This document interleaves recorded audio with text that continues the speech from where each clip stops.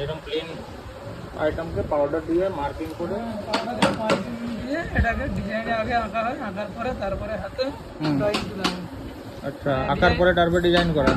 তারপরে ডিজাইন বাটালির কাজ কি করে? ঠিক আছে দেখাবো এক্ষুনি বাটালির কাজ। এখানে দেখতে পারেন, এখানে কি হচ্ছে এটা তৈরি করা হচ্ছে গর্ত না থাকলে কি করে হবে? এখানে দেখছেন ডাবল প্যানেল গর্ত হচ্ছে।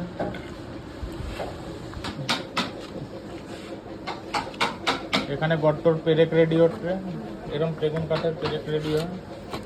তারপরে দেখতে পাচ্ছেন এখানে ড্রিল করে কাঠগুলোকে পুরো আর পার মেরে দেওয়া হবে। এখানে দেখতে পারেন ডিজাইন আছে, এটা আল করে ঢোকানো হবে। এটা ফ্যান চক দিয়ে মার্কিং করা হলো, মার্কিংয়ের পরে পেন দিয়ে দাগানো হবে, দাগানোর পরে তারপরে এটা একটা করে দেখাও না কেরম হয় বাটালির কাঠ করে দেখা যাচ্ছে। দেখ এগুলো ওয়ার্ড্রপের খুঁটি হচ্ছে, ওয়ার্ডরোবের খুঁটি হচ্ছে